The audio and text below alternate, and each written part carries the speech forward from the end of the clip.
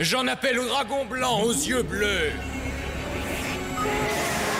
Attends, quoi? Mais Kaiba, ça c'est un monstre de niveau 8, t'as pas le droit de faire ça. Pour l'invoquer, tu dois en sacrifier 2 autres. Là, tu triches là. Fais gaffe, parce que si rien que ça te semble compliqué, t'es pas prêt pour la suite. Et je te parle pas des dieux égyptiens qui eux te demandent de sacrifier 3 monstres. Non, même ça c'est facile. Regarde le dragon blanc aux yeux bleus rayonnants. Pour le sortir, tu dois te débarrasser d'un dragon blanc aux yeux bleus ultime, la grosse fusion qui te demande elle-même 3 autres dragons. Mais quelle galère. Yu-Gi-Oh regorge de cartes trop bizarres. Bien plus que les liens ou les pendules, non, je te parle de créatures obscures, horribles à invoquer, qui te font te dire mais pourquoi ça existe? Moi c'est Théromique et aujourd'hui on parle des 5 monstres les plus galères à amener sur son terrain. Pourquoi est-ce qu'ils sont si relous et qu'est-ce qu'ils font? Numéro 5, le gardien de la porte. Dans le 20e épisode de l'animé, Yugi et Joey affrontent les frères Para et Dox. Au début du duel, ces derniers activent Mur du Labyrinthe. Les règles changent, le terrain devient soudain une grille de 9 par 9 remplie de chemins aléatoires. À l'intérieur, à chaque tour, les monstres peuvent avancer d'autant de cases qu'ils ont de niveau. Le but, traverser le labyrinthe et atteindre les 2 portes de Para et Dox. Yugi et Joey doivent faire équipe. Ils viennent à bout de Jiraiya, du char lourd et même de l'ombre du labyrinthe, mais les 2 frères n'ont pas dit leur dernier mot. Ils invoquent Kazejin, Suijin et Sanga du tonnerre, 3 colosses qu'ils assemblent. Il incarne la souffrance la plus indescriptible. Il inscrira sur vos tombes son empreinte perceptible. Le gardien de la porte. Quand tu le vois dans l'animé, le gardien de la porte a l'air incroyable, le maître des éléments qui repousse toutes les attaques, mais en vrai, eh ben il a rien de tout ça. 3750 d'attaque pour 3400 de défense. Ok, c'est beaucoup, mais c'est tout. Il fait rien d'autre, c'est juste un gros mec. Dans l'animé, le gardien de la porte est pourtant capable d'annuler une force de miroir, mais là, non, il meurt sur n'importe quelle magie ou piège. Pour l'amener sur le terrain, tu dois obligatoirement sacrifier un Suijin, Kazejin et Sanga du tonnerre. 3 monstres comme un dieu égyptien, sauf que eux-mêmes sont de niveau 7 et te demandent donc 2 sacrifices chacun. Et en plus, ils sont vraiment nuls. Tu dois donc te débarrasser de 1, 2, 3, 4, 5, 6, 7, 8, 9 cartes pour invoquer un monstre sans effet. Enfin, pour ce même nombre, invoque 2 dragons blancs aux yeux bleus ultimes. Eux, au moins, ils ont 4500. Ou juste garde les 3 djinns sur le terrain, avec 2400 chacun, tu feras beaucoup plus de dégâts. Le gardien de la porte est un des pires monstres de toute l'histoire du jeu. Nul, même en casual. Si t'avais pu contourner son invocation, genre avec un Monster Reborn, alors peut-être qu'on l'aurait vu de temps en temps, mais là, il n'a rien pour le sauver. Enfin, jusqu'à aujourd'hui. Après 20 ans, Konami a enfin essayé de le mettre au goût du jour. Dans le set Labyrinthe des souvenirs, on découvre une toute nouvelle série de cartes qui pour la première fois forme un vrai deck gardien de la porte. Sanga, Suijin et Kazejin peuvent maintenant s'assembler pour former des fusions. La principale, association du gardien de la porte. Même stat que l'original, mais qui maintenant, 3 fois par tour, protège ton terrain des effets adverses. Et si par miracle il quitte le terrain, alors il amène des versions plus petites avec d'autres effets. Gardien de la porte, tonnerre et eau réduit l'attaque des monstres adverses à 0, vent et eau annule 2 magies et pièges par tour, tandis que tonnerre et vent cherchent une carte de l'archétype, comme double attaque qui détruit une carte sur le terrain si tu contrôles un gardien de la porte, ou ombre du mur du labyrinthe. Magie de terrain, quand tu l'actives, tu peux prendre un Sanga, Kazejin ou Suijin de ton deck et le placer dans ta zone magie et piège. Pourquoi? Parce qu'en fait les fusions gardiens de la porte s'invoquent en bannissant les matériels que tu contrôles de n'importe où sur ton terrain, pas seulement les zones monstres. Tu peux donc les sortir très facilement, un mur presque impassable qui se reconstruit en boucle. Le deck fonctionne sans pour autant être méta, les fusions sont très grosses mais elles ne font pas grand chose de proactif, et quand même elles te demandent beaucoup de cartes. Et dans tout ça, le plus ironique c'est que le gardien de la porte original, eh ben tu le joues même pas. Oui, maintenant tu peux le sortir plus facilement grâce à la grosse fusion ou alors élément des ténèbres qui l'amène de ton deck en ignorant ses conditions d'invocation. Mais pourquoi faire? Il est juste trop nul, inutile, au point où même le deck censé le sauver ne veut pas de lui. Numéro 4, Exodia Necros. Ce sont les 5 parties d'Exodia le maudit. Dans l'épisode 120, Kaiba affronte son père adoptif Gozaburo qui n'est pas là pour s'amuser. Il démarre direct avec Choix douloureux, une magie qui te permet de prendre 5 cartes de ton deck. L'adversaire en choisit une que tu ajoutes à ta main, les autres sont envoyés au cimetière. Une super manière de chercher des cartes puissantes comme Raigeki, Monster Reborn, mais Gozaburo révèle les 5 parties d'Exodia. Son but n'est pas de gagner en les rassemblant dans sa main, mais de toutes les envoyer au cimetière. Il active alors Contrat avec Exodia et invoque son monstre ultime. Le tout-puissant Necro Exodia.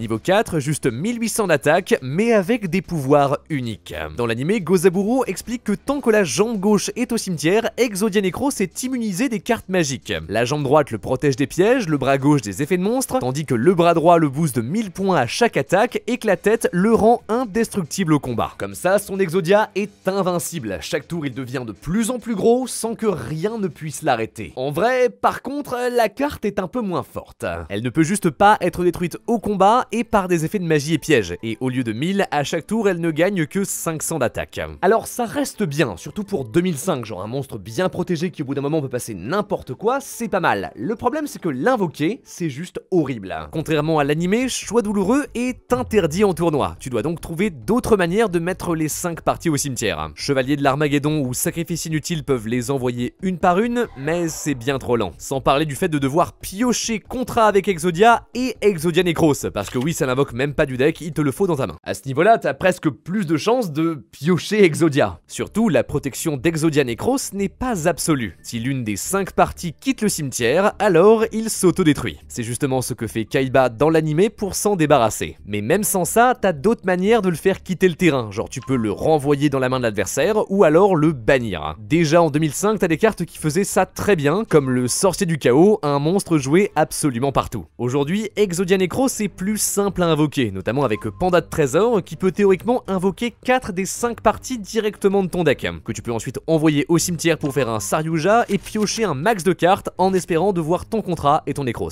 Mais déjà, ça reste très aléatoire, et surtout en 20 ans, Exodia Necros a été complètement dépassé, genre beaucoup trop lent et avec une protection maintenant obsolète. Si tu veux vraiment jouer Exodia, essaie plutôt l'incarné de l'instoppable Exodia. Fusion que tu invoques gratuitement avec l'Angle du Millennium. Je rigole pas, dans une seule carte est un gigantesque mur sur ton terrain. On le mettrait presque dans la liste des monstres les plus simples à invoquer. Et en plus, il est fort. On le voit de temps en temps en tournoi, avec même quelques tops. Numéro 3, Feinen le Grand Sphinx. Apporte à ma féroce créature la puissance des âmes qui sont en ton pouvoir! En 2004, pendant l'âge d'or de Yu-Gi-Oh!, le monde entier découvre le deuxième film de l'histoire sur les duels de monstres, la Pyramide de Lumière. Dans une réalité alternative, après sa défaite à Batailleville, Kaiba va voir Pegasus pour trouver une manière de battre Yugi une bonne fois pour toutes. Il le bat en duel et récupère une carte très étrange, la Pyramide de Lumière. Kaiba part ensuite affronter Yugi qui sort les 3 dieux égyptiens. Mais il n'a pas peur. La pyramide s'active, elle détruit les dieux, désactive les pouvoirs du puzzle, vole l'âme de Yugi, Tristan et Joey avant de piéger les 2 duellistes dans un jeu des ombres. Wouah, il est super long cet effet, ça doit être un texte de fou. Ah bah non. Ah bah enfin. En vrai, tout ce que la pyramide dit, c'est que si elle quitte le terrain, alors elle détruit tous les Androsphinx et Sphinx Teleia que tu contrôles. C'est qui? Et ben en fait, après ça, Kaiba est sur le point de battre Yugi. Mais pour prouver qu'il a besoin de personne pour gagner, il tente de détruire sa propre pyramide. Et soudain, un esprit apparaît. Non, je ne le permettrai pas. C'est Anubis, dieu des morts, détruit par le pharaon 5000 ans plus tôt. La pyramide de lumière est son arme. Il s'est servi de Kaiba pour piéger Yugi et dominer le monde. Anubis prend le contrôle du duel et invoque ses sphinx Andros et Teleia. Niveau 10, 3000-2500. Tant que la pyramide est là, tu peux les sortir simplement en payant 500 points de vie. Et en plus, s'il détruit un monstre en position de défense, il t'inflige la moitié de sa puissance en dégâts directs.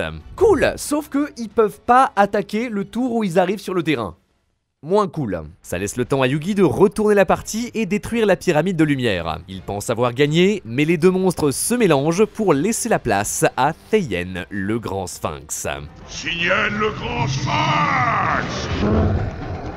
3500 d'attaque, et quand il arrive, Anubis paye 500 points de vie pour lui en faire gagner 3000 de plus jusqu'à la fin du tour. C'est pas mal, heureusement Yugi a l'âme des cartes, il parvient à ramener les 3 dieux égyptiens et met un terme au duel, mais en vrai, qu'est-ce qu'il vaut? Pour 2005, une telle puissance, ça fait peur, sauf que t'as vu toutes les conditions pour arriver jusqu'à lui? Alors d'abord, il te faut la pyramide de lumière que tu dois poser puis attendre un tour pour l'activer, puis piocher les 2 sphinx qui ne peuvent pas attaquer et trouver une manière de les détruire. Ça veut dire au minimum 4 cartes cartes précises. Alors au moins Taeyen peut lui s'invoquer directement de ton deck, donc t'as pas besoin de le piocher lui, mais c'est déjà beaucoup trop. Surtout que comme le gardien de la porte, à part son attaque, il ne fait rien, genre pas de protection, nada. 6500 d'attaque c'est beaucoup, mais ça ne te fait pas gagner la partie. Tu préfères jouer des plus petits monstres faciles à sortir que des gros qui la plupart du temps restent coincés dans ta main. Même chose pour la pyramide de lumière. En fait, elle a le même problème que le monde des toons. Dans l'animé on la voit faire plein de trucs, mais en vrai tout ce qu'elle dit c'est que tu dois payer 1000 points de vie pour l'activer. Inutile. Si la pyramide avait un effet genre chercher les sphinx à ta main, pourquoi pas, mais là, elle te sert à rien.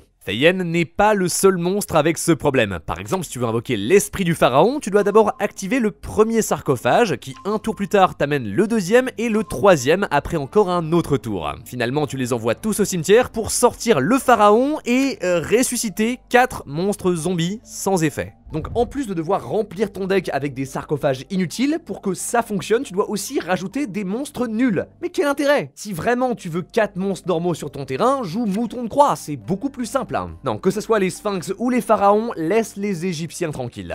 Numéro 2, Sophia, déesse de la Renaissance.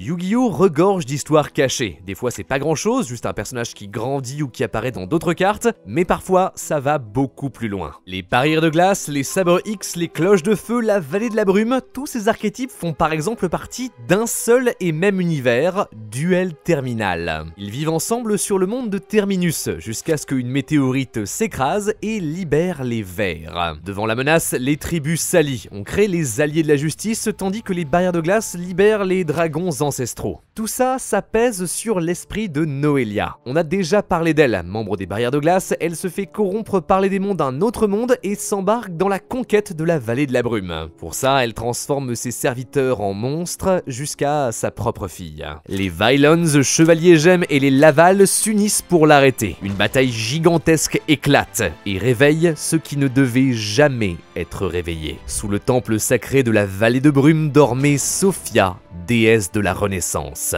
Maîtresse de la création et de la destruction. En voyant les ravages du monde, elle décide de recommencer à zéro, raser Terminus de toute forme de vie. Sophia est de bien des manières l'une des cartes les plus puissantes de tout Yu-Gi-Oh! Niveau 12, 3600 d'attaque pour 3400 de défense. Quand tu l'invoques, elle bannit toutes les autres cartes sur le terrain, dans les mains et les cimetières de chaque joueur. Il n'y a plus qu'elle. Un effet dévastateur, du moins si t'arrives à l'activer. Pour sortir Sophia, tu dois sacrifier 4 monstres. Une fusion, une rituelle, une synchro et une Xyz. Alors ils peuvent être n'importe où sur le terrain, donc techniquement tu peux prendre ceux de l'adversaire aussi, mais quand même ça reste un coup gigantesque. Tous ces types de monstres sont eux-mêmes difficiles à sortir et te demandent encore d'autres cartes, donc pour invoquer Sophia, t'as potentiellement besoin d'une dizaine de créatures. En fin de partie, c'est pas impossible, genre en casual c'est une sorte de bombe atomique qui met fin à un long duel, mais en tournoi, elle va juste rester dans ta main sans rien faire. On a bien trouvé des combos pour l'invoquer dès le premier tour, mais c'est fragile et compliqué, surtout depuis que Isolde, la pièce centrale du combo, a été bannie. Enfin, même si l'effet de Sophia est incroyable, il ne te fait pas automatiquement gagner le duel. Ton adversaire peut toujours piocher, et aujourd'hui, dans Yu-Gi-Oh, tu peux repartir avec juste une seule bonne carte. Genre, t'as dépensé toutes tes ressources pour sortir Sophia et faire son effet, ton adversaire, il pioche fusion du marqué, et t'as perdu. Si Sophia n'a jamais eu sa place en tournoi, on a néanmoins tenté de reproduire sa stratégie avec Jean Céleste Norleas. Contre 1000 points de vie, tu envoies toutes les cartes sur le terrain et dans les mains de chaque joueur au cimetière, et tu pioches une carte. Alors un peu galère à invoquer, mais en fait tu peux l'envoyer de ton deck au cimetière et copier son effet avec Fantôme du Chaos. Ça a eu son petit succès à l'époque, et encore aujourd'hui en Edison, c'est pas rare d'en croiser. Numéro 1, le Sage des Ténèbres. C'est vrai, mon magicien a pris un coup de vieux de 1000 ans. Mais ça n'a fait que le rendre encore plus fort. 1000 ans de sagesse qui ont fait de lui le mage des ténèbres. Dans l'épisode 34, pendant le tournoi de Pegasus, Yugi affronte Joey. Ce dernier invoque le magicien du temps et active son effet sur le magicien sombre. Comme avec les harpies de maille quelques épisodes plus tôt, il pense le rendre plus faible en le faisant vieillir. Mais là, c'est l'inverse. Avec 1000 ans de plus, le serviteur de Yugi n'est devenu que plus fort, et c'est maintenant le Sage des Ténèbres. Niveau 9, 2800 d'attaque, 3200 de défense. Quand il arrive sur le terrain, tu peux ajouter n'importe quelle carte magique de ton deck à ta main. Raigeki peu de cupidité, t'as accès aux cartes les plus puissantes du jeu. Un effet très rare qu'il ne partage qu'avec deux autres cartes, Endymion le puissant maître de magie et Alambertien Primate Mech. En comparaison, le magicien sombre du chaos pouvait ramener une magie de ton cimetière à ta main, et c'était déjà tellement puissant qu'on a dû le bannir puis changer son effet. Le sage est incroyable, le seul problème, c'est l'invoquer. La seule manière, c'est d'abord de sortir un magicien du temps, faire son effet pour jouer à pile ou face et gagner. Puis tu peux sacrifier un magicien sombre pour invoquer le sage directement de ton deck. Pendant longtemps, mettre un magicien sombre et un magicien du temps sur le terrain, c'était assez relou, il fallait attendre de les piocher, c'était beaucoup trop long. Aujourd'hui, ça va un peu mieux, des tonnes de cartes t'amènent le magicien sombre. Aussi, depuis qu'on a eu le magicien du temps du lendemain, fusion qui mentionne le magicien du temps, tu peux invoquer directement ce dernier de ton deck grâce à déploiement fusion. Mais le problème reste le même, pour l'invoquer, tu dois gagner un pile ou face. Peu importe les cartes que t'as 50% de chance que tout tombe à l'eau. Et surtout, c'est pas n'importe quel lancer de pièces. Si tu perds ton terrain tout entier. C'est n'importe quoi. Tu peux augmenter tes chances avec des cartes comme deuxième pile ou face, mais c'est toujours aléatoire et ça te rajoute encore plus de cartes. C'est ce qui fait du Sage des Ténèbres un des monstres les plus durs à invoquer de toute l'histoire du jeu. Avec la bonne main, tous les autres monstres dont on a parlé sont théoriquement invocables, mais là, peu importe ce que t'as aucune garantie de le sortir. On sent que Konami a eu peur de son effet, et tout en voulant le relier à un moment précis de l'animé, l'a rendu injouable. Après, il est pas inutile. Tout jeu de cartes a besoin de monstres comme ça. Pokémon a Dracofeu, Magic les Eldrazi, Yu-Gi-Oh a le canon catapulte dragon armé qui bannit tout le terrain, ou alors Numeronius Numeronia qui s'invoque en superposant 5 monstres de niveau 13 et monte à 100 000 d'attaque. Elles ne sont pas là pour gagner des tournois, mais pour te faire rêver. Leur promesse de puissance t'incite à expérimenter avec elles, trouver des combos secrets pour les sortir le plus rapidement et optimalement possible. En partie casual, là où les duels peuvent durer très longtemps, certains arrivent à les sortir et créer des moments inoubliables avec leurs amis. Si tu veux vraiment les jouer, tu peux mettre dans ton deck 3 copies de un monstre sauvage apparaît. Si ton adversaire est le seul à contrôler un monstre, alors tu peux sortir gratuitement de ta main une créature de niveau 10 ou plus qui ne peut pas être invoquée normalement. Seul problème, tu ne peux rien invoquer d'autre et tu dois le mélanger dans ton deck à la fin du prochain tour. Donc c'est drôle, mais pas vraiment viable. Malgré tout, ces cartes rendent Yu-Gi-Oh plus vaste, plus frais. Enfin, à condition qu'elles restent comme ça. Parfois, par miracle, stratégie de vente ou alors erreur des designers, certaines de ces cartes surpuissantes deviennent soudainement jouables en tournoi. On se rappelle de Utopic Zexal. Tu l'invoques en superposant 3 Xyz avec le même rang. Pendant le tour de chaque joueur, tu peux détacher un matériel, ton adversaire ne peut activer aucune carte ou effet jusqu'à la fin du tour. Voilà, un monstre qui te dit « tu joues pas ». Ultra toxique. Heureusement, pendant des années, il était beaucoup trop dur à sortir, jusqu'à l'arrivée des Numérones. Xyz de rang 1, leur terrain les invoque toutes les 4 d'un coup. Voilà, comme ça, c'est un Utopic Zexal gratuit. Ça a ravagé les tournois, il a fallu le bannir en urgence. Peut-être que bientôt, les monstres dont on a parlé deviendront plus accessibles et qu'on regrettera l'époque où ils étaient encore injouables. Et sur ce, merci de m'avoir écouté, c'était Théromique, abonnez-vous, croyez en l'âme des cartes, à la prochaine.